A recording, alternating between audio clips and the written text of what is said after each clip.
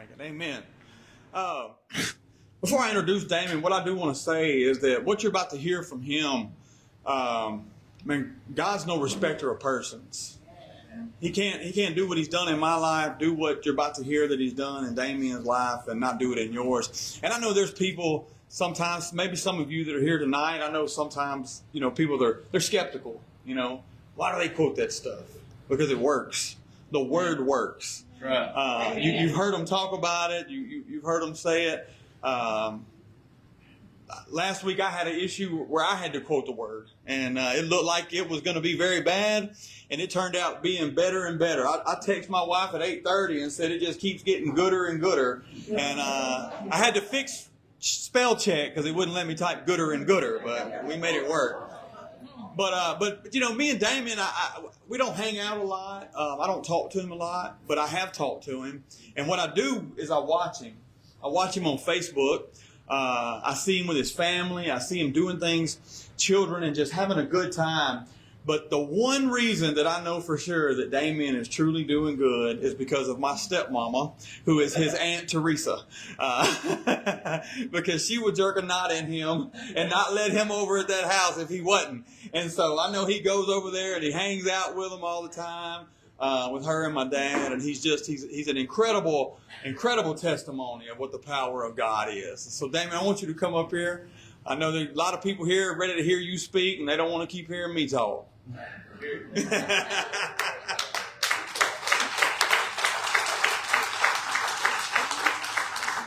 like a maze up here. I know.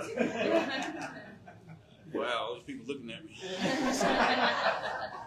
Yeah, my palms started sweating a little bit back there a while ago, so I don't really know where to start. Just want to say amen. I'm glad that I'm alive today. I'm going to tell you that. He saved me, I promise you. By far. I wouldn't be standing here talking. Just want to say, got a lot of people supporting me through life, including him, and thank the Lord for them. They know my background way more than all y'all, and of course, we can try to keep it to a minimum on that, but I just want to say thank y'all for coming and supporting. All right, I tried to take notes. I tried to write things down. Well, I'd wad it up and I'd throw it in the trash. I'd start again, I'd wad it up, throw it in the trash, and I just said, well, I'm just going to get up here and wing it. So here we go. I'm from Union County. I was born in Union County. To Brenda McWilliams was my mother's maiden name. Dennis Lampkin is my father. Some of y'all probably know him from here in Camden. Got neighbors here, know him real well. Sister back there. Love him dearly. My mom, she's passed though because of addiction.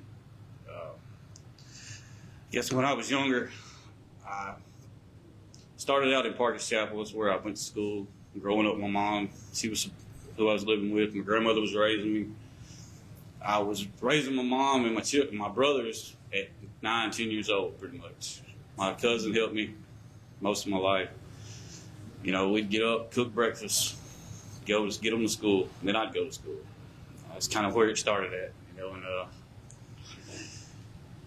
I watched my mom in and out of rehab, every rehab in the state of Arkansas, pretty much. I mean, she would do good for 30 days, 60 days, 90 days, get her chips, yada, yada, It got to where everybody was like, she ain't never going to change. Well, she didn't. She gave up on life, though. She gave up because the devil had her, like I said. It took over on her. She ended up, from doing drugs, caught AIDS. AIDS put her in her grave. Many days I had to sit there and beg her not to cut her wrist, so forth. I'm not going to go no further with it, but, and I swore when I was younger I would never in my life touch that stuff, I don't know, I'll never do this, I'll never do that. Well, I skipped on there. I did pretty good for a while, and I had kids at a young age, started out. I got 5 beautiful kids from age 21 to 5. Lord help me, I figured out what the problem was. It's okay. I love them. They love me, through it all. I guess it was been a rough road. I'm gonna tell you right there. I started drinking and smoking a lot of weed, you know, at the age of about 14, 13. And that was kind of my party drug. You know, everybody else was advancing way ahead of me on that. And I said, well, I grew up in it. I'll never touch it. I'm not going to do that. That was my thing. Oh, no, I'm not ever going to do that.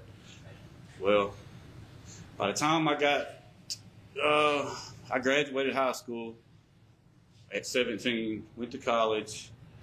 Lord bless my grandfather, married all this Lampkin grandparents. That was my rock right there.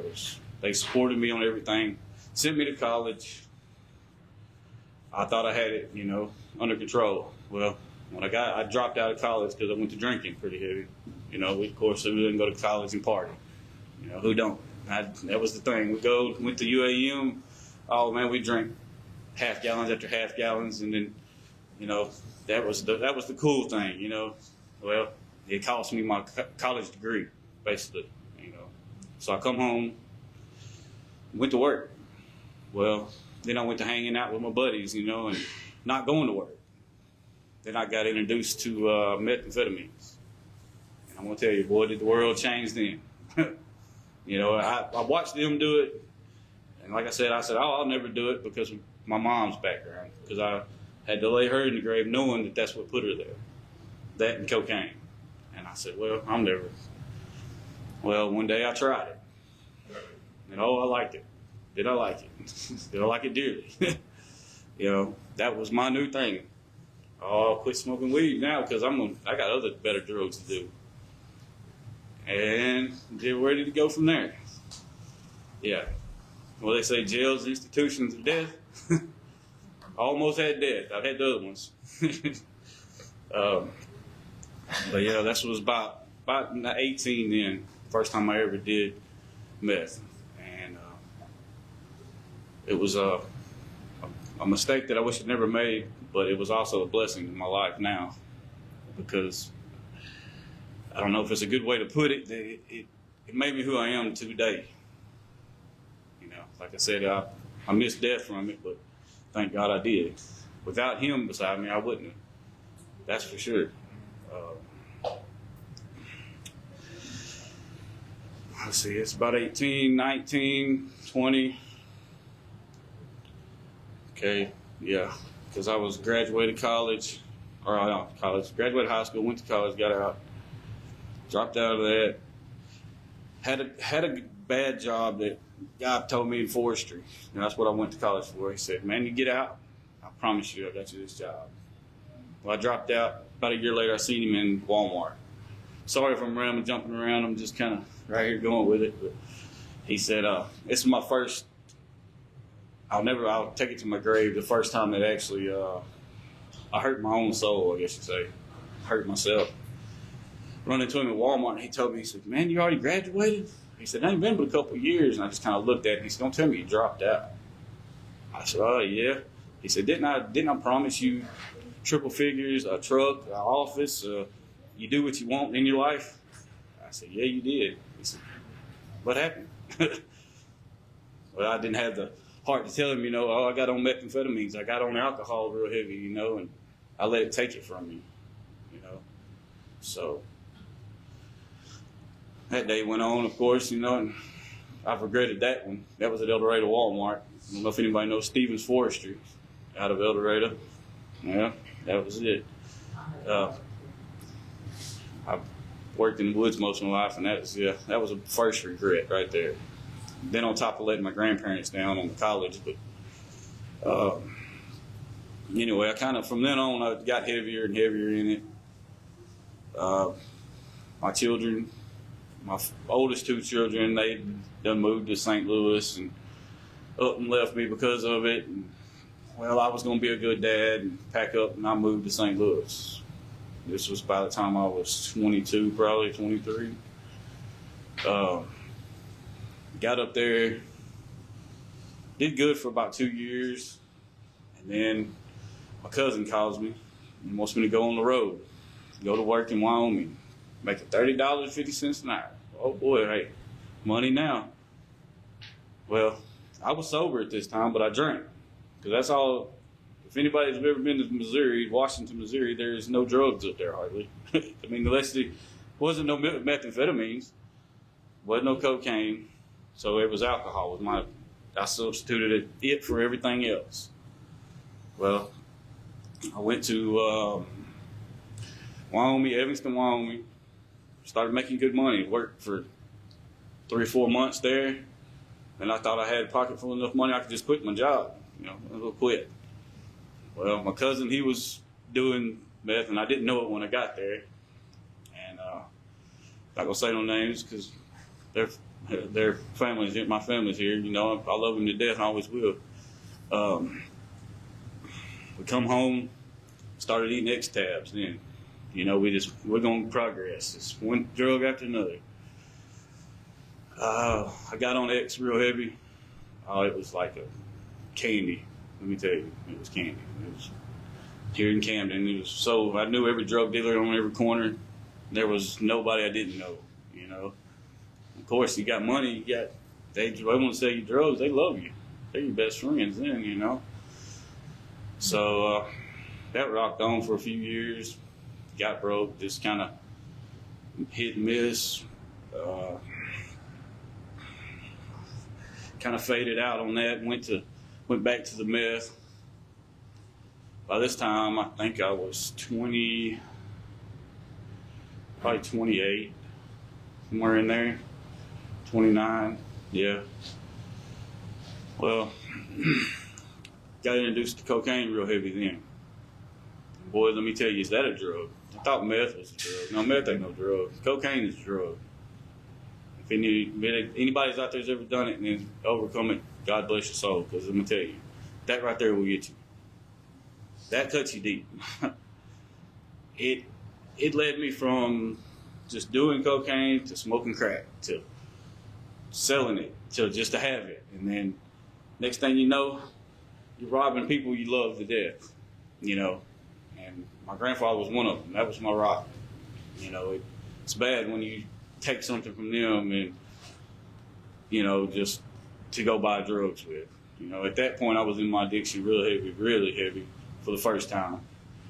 And didn't see no other way out besides steal more money to,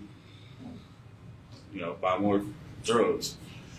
Ended up going to jail on that one for the first time I'd ever really been to jail. Let's see, went to jail.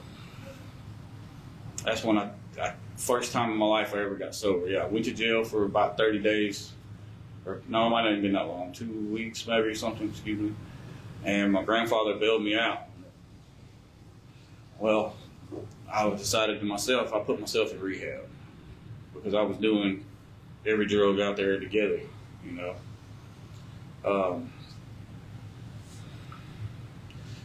Went to rehab, got on probation because of the trouble I got into for the first time.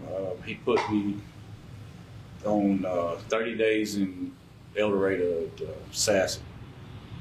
I put myself, I went to him and told him, I said, hey, I need to go, I need help. I'm robbing my grandparents, I'm robbing this, I'm stealing that. Well, I went to Sassy and El Dorado. Did pretty good the first 25 days. Then I said, I can't handle this. Which I did good. I come home, I left, come home, and I went to an AA and NA meeting every single day for a year. For 365 days, I was at an AA meeting or an NA meeting. I didn't miss a one. They knew me. If I wasn't there, if I was 15 minutes late, they was calling me because they was wondering where I was. Because they knew I was fixing to be there. There's no way about it. Stayed sober for right at a year, just barely over a year. Of course, there I go back out hanging with some of my buddies, working late. Next thing you know, I'm back out in my addiction. Just like that. It's that easy. I guess I could say from then to almost now, for a long time, for about 18 years. I was tangled up in it, in methamphetamines and alcohol. Never did mess with nothing else after that, besides them 2 drugs. And let me tell you, that's the devil. If anybody's ever seen the devil, that's the devil. Full-fledged.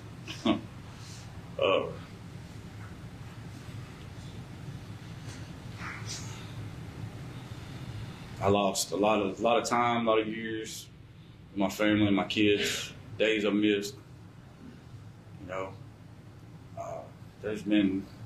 I sat and cried, you know, because of it. But I don't regret it now, but I do. Because I feel it. I mean, I'm 41 years old now, and half of my life is gone, or half of my life that I've lived was on drugs. That I could have been living now, like I am now, enjoying life and having, going on trips. I mean, enjoying my kids' life. They done growed up on me so much, bigger than me, you know. It's like, wow.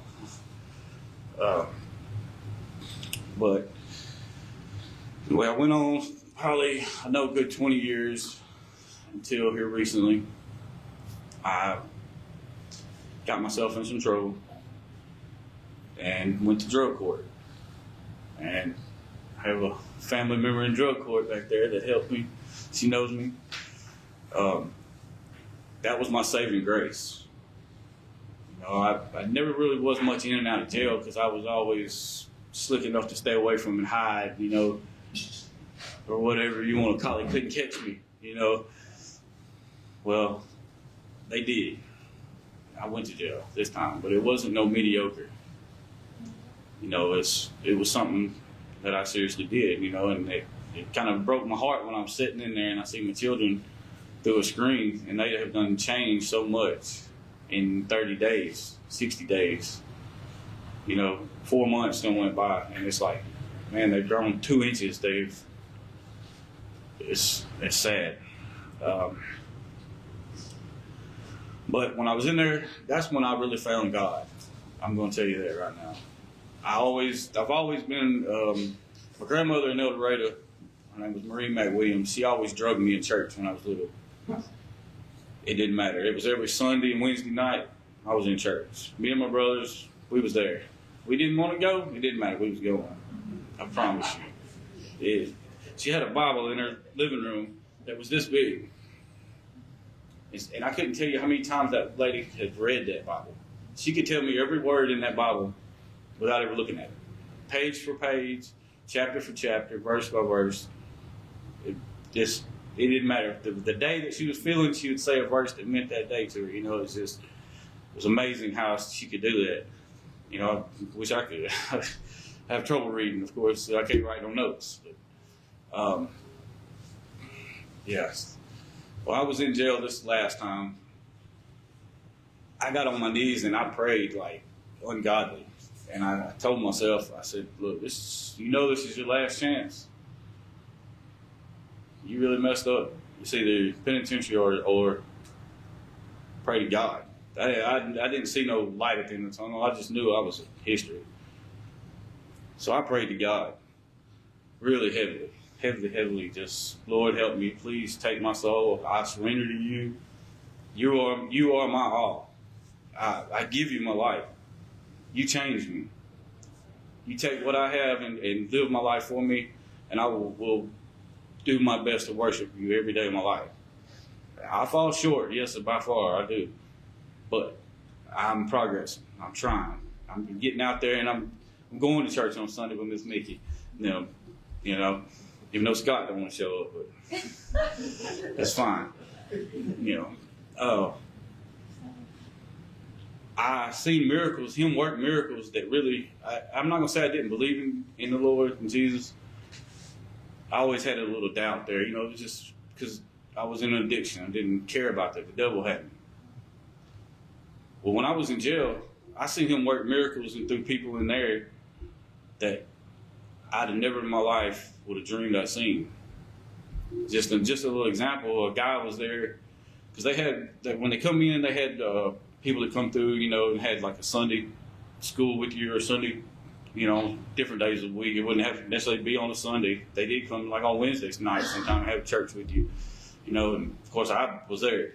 There'd be a crowd of people over there playing dominoes and this. I'm right there because I knew I wanted better in my life. I was done. I want to change. I want to give my life to the Lord, and He was the only thing that I turned to that's going to save me now.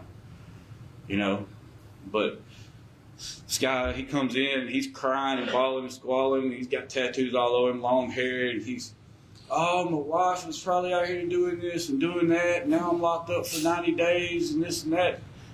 I said, man, maybe you come over here and join me. Get in this Bible with me. Let's listen. And it was 4 older black men. I wish I remember their name. They was best preaching I ever got in my life to me. It was right there. I listened to every word. I took notes. I took it to heart like I was, like I'm supposed to. But the guy finally comes over and sits with us. About two little weeks go by. He sits with us, and another week go by, and we're having our little old church meeting we have in there every week. That's what we look forward to, because there ain't a whole lot you can look forward to locked up in Washita County, I'm gonna tell you. Not at all. He says, man, it's been 30 days. I haven't heard from my wife. She's probably done moved on and this and that. And I'm like, man, have you prayed about it? How, this is just one of the signs that I seen that really, he broke down and cried, and the older black man prayed with him. They got up and left, and it wasn't 30 minutes later, the kiosk lights up. Kiosk lights up, and it says, wife. Just like that. It's like, Now, if that ain't a sign from God, what is it? Just right there. Oh, he goes over there. He's crying so much he can't even talk on the phone. And I'm like, dude, calm down. It's okay. Just talk to your wife while you got 15 minutes right here. And they ain't cheap. I'm going to tell you, they're not cheap. But he finally talks to her, and that sold him right there, just like it sold me. That was one of the blessings. And he, from then on, he was right there with us reading in that Bible every week. But, time had passed on there. I don't know. I done a lot of sinning. I know I did. I regret my sins, I promise you. I repent for them every day. But that ain't who I am. I promise you. Right. By far.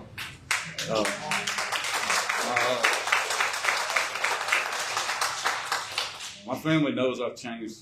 They know that that's not me. They knew that wasn't me whenever I was doing that, But about, I say 4 months had rocked on there, and I'm thinking, man, somebody could bail me out any day now. It'd be nice. Well, this is the other blessing that the Lord gave me, is I prayed for something to bring me out of there, because I haven't talked to no lawyers. I haven't seen nobody. I didn't know what to do in life. It's like, where am I going from here? Am I just going to sit in Washita County the rest of my life? Because they don't, if you ever go to jail down there, you'll know that they don't tell you nothing. They lock you up, you forget about it. They forget about you. If you don't have family outside out there to put some money on you, it's over with. You're done for it. You'll rot in there. Someone probably need to. I hate to say it, Lord bless me, forgive me, but, yeah, I sat there and I prayed every night. I read the Bible for the first time in my life, from one page to the other. And it wasn't because I didn't have nothing to do. I could have played dominoes. I could have did push-ups. Of course, I probably needed to, looking at it now. But I started reading the Bible. I read it again. Now you go out there and look at my truck. I got the Bible on the dash of my truck. I have verses lined out. I can't remember them yet, but I'm working on it. But there's one I can turn to the page and show you which one is my favorite. I promise. There's one chapter in there. I can't even remember now. I'm up here talking. That it felt like it was me. It's right. I won't say it's right before John. Oh Lord, I had it on my mind. But anyway, I read through it, and I put in parentheses out there. I said, "This is me," in there. And I've read it again, and I've read it again, and every time I read it, it's another word sticks out to me, another reason to believe in Him, to trust Him, to give Him my everyday life. I wake up talking to Him, go to bed talking to Him. When I'm out there at the sawmill working, I'm talking to Him. Even not, it might not be supposed to be listening to the boss over here, but I'm still talking to the Lord. Thank the Lord, let Him chill out. And you know what I'm talking about. He's probably listening on TV right now.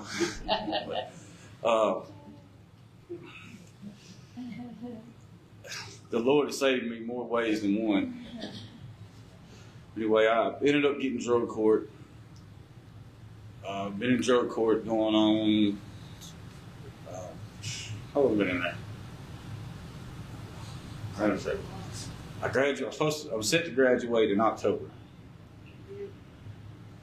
and I've had no failed drug test. I've had no nothing.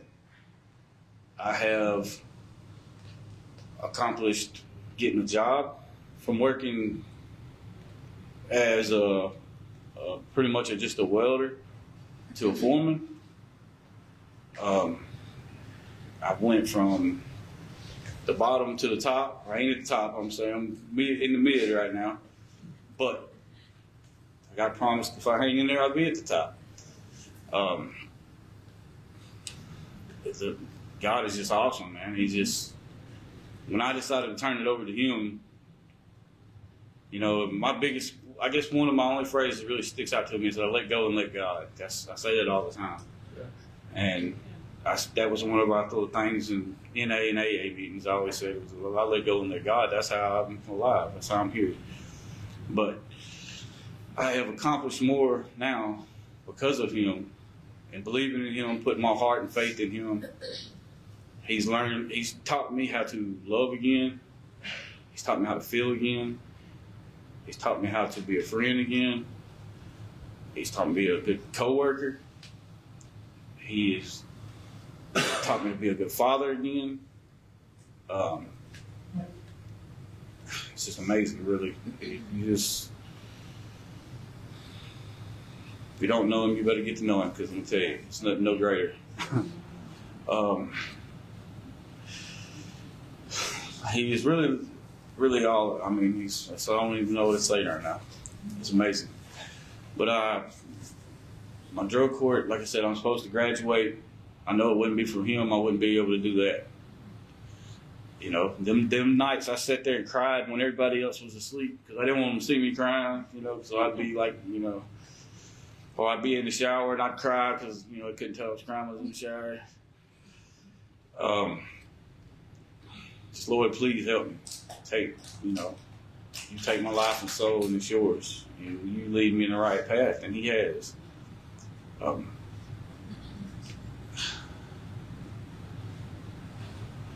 know people probably are thinking, you know, when he graduates, what's he going to do?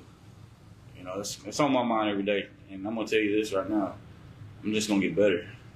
I know this. I'm not getting better.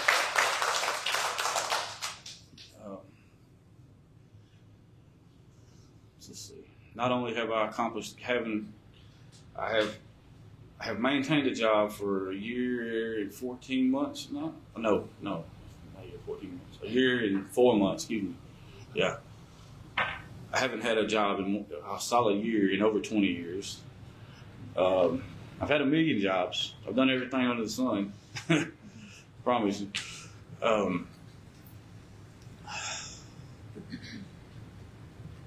Just being clean and sober feels good. It really does. My cousin and my aunt have been which I'm saying, my whole family has, but them two right there, if it wasn't for them, like Chuck said, if it wasn't for my aunt, you know, knowing that she'd thump my head every time I turned sideways or something, I wish I'd have had that a long time ago, really, and paid attention to it. Because it probably wouldn't have never had to make them steps. I'd be further ahead. But I don't look back now. I look forward. Let's see. I have accomplished getting my driver's license back. I have it in my back pocket. A lot of money down, but haven't had them since 2009. Yeah, so just God is good. I mean, the addiction out there though, I didn't really want to say much, harp on it a lot, but it'll kill. It kills every day it takes. I love my father to death, and I begged him to stop his problems, but he is who he is. You can't stop nobody from being what they want to be. Just like my mother, I tried to stop her, and she gave up on life, and I feel like my father was the same way. I hate to say that, but I love him to death, and I'm always going to be there for him, and I pray for him every day. You know, I pray that he do better, he change. That's all I can do. You know, I have to pray for myself foremost, because I have to take care of me too. I have to take care of me right now.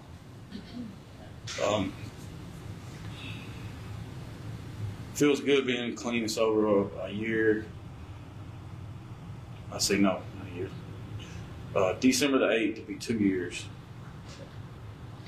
Looks like I had said 5 months of that was Washita County Rehab. That's where it started. That's for being an addict for 20 years, you see things a little different, I promise. When I see somebody out there now that I know is in an addiction, like a heavy addiction, or just, I'd be like, man, was that me? Did I really look like that? Did I really act like that? You know, at our job, we pretty much tell everybody before they hire them or we hire them, so give anybody a chance. Your business is your business, but we don't tolerate alcohol and drugs there. I ain't never said that at a job. It used to be if they didn't have a 12-pack drinking it over there, I ain't working there. You know, or you know, if we wasn't doing some drugs before work, I wasn't working there. You know, now we look for that because I don't want that in my life. I don't want that around my life. Don't want that around my kids' life. You know, that's not the life. That's not the new cool. I promise you, at all. So I say it's okay to have a few drinks, but who can maintain? You know, eventually it'll get you. So I wonder why I don't have liver cancer or what's the cirrhosis of the liver as much as I drink. I mean, I'd wake up at 7 o'clock and drink a pint of whiskey and then probably a 12-pack before lunch every day for the last probably 4 years. So if that ain't a blessing that I ain't got no health problems, that's got to be God saving me.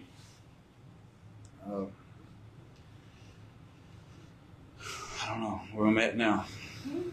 I just want to say thank God for everything He has done.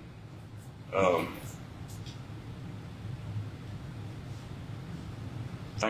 thank my family, my cousin back there. I see him back there hiding. He never knew my little cousin be the one to be the big cousin. You know how much. That's my youngest brother. My brother used to tell me that all the time, but I think it's going to reverse back to me being the big brother again. But without them, they really are my rock right now. They hold me to it. They make sure I stay on the right path. You know, if they see me slip a little bit, I got a support team. I promise you, a major support team. Even my neighbors right here, Miss Mickey and Scott and James, and you know, it's really everybody that tells me so proud of you. We're amazed that you're doing this. You know, I ain't gonna lie, I cried a little bit today when I was just thinking about coming up here, and I was thinking, man, never thought I'd be doing this, you know, and never thought I'd have this person. I'll be there. I'll be there. Hey, I love it. I promise you. Thank the Lord. I don't know, I guess I'm kind of getting to the end. I just pray that, Lord, I know He's going to stay with me and keep me strong. But the devil's out there. He's always going to try to tempt me. He's always going to try to bring it around. He's going to try to do something to deter my life into back where He had me. Because that's what He wants. And I got tools now to fight Him with. Yeah. I promise you that I didn't have. Because I can pick that phone up and call somebody, or I can just get in my truck and I drive over there because I know that they're not doing drugs and they're not living that kind of lifestyle. You know, that's where it's at. You know, yeah, I try to lose some weight, but I don't mind eating a plate of food these days and gaining a little bit. You know, if that's what it takes. You know, look at you. But. I guess just I can say God saved my life. Really, He did. And it was only because I decided to turn it over to Him. It wasn't because He just one day decided, I'm gonna save you. You just continue doing what you're doing, and I'm gonna save you. No, He said you gotta put your little work in there too, and I did. But I mean, I ain't ashamed, but I am a little ashamed to say that it was because I was in jail. That's where I found Him. But at the same time, I know a man back there that did the same thing, and he's a preacher. If he can do it, he can preach. Hey, he's my inspiration too. Don't think he ain't. I used to watching him on Sundays. Yeah, if I don't go to church, don't think I ain't got my phone right there on Mount Holly. I promise you. Yeah, ask my son back there. Dad, why you got it on the TV so loud? It's right here. Yeah. But I don't know. I guess that's it. Thank y'all for letting me share it, and that's pretty much my testimony.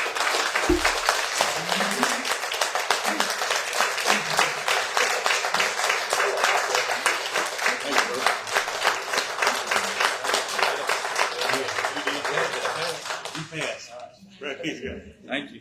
You know, a couple of weeks ago,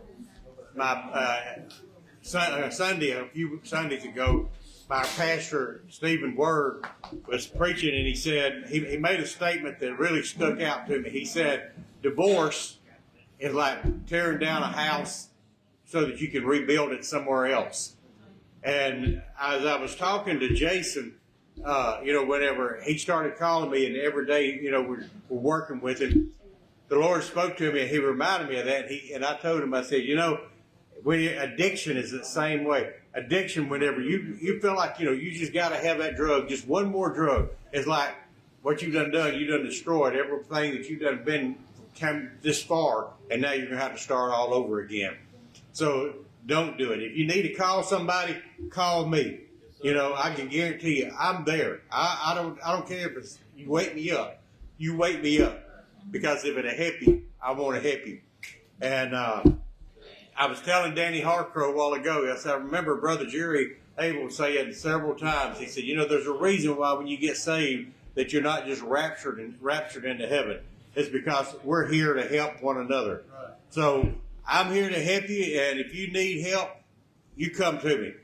So I'm going to ask my counselors to come on up here, and if you need prayer, we want to pray with you. If you need a hug, we'll give you a hug. If you need counseling, we'll give you counseling. Whatever it is that you need, we want to minister to you. If you need to go, we'll be back next week. Same Holy Ghost place, same Holy Ghost time. God bless you.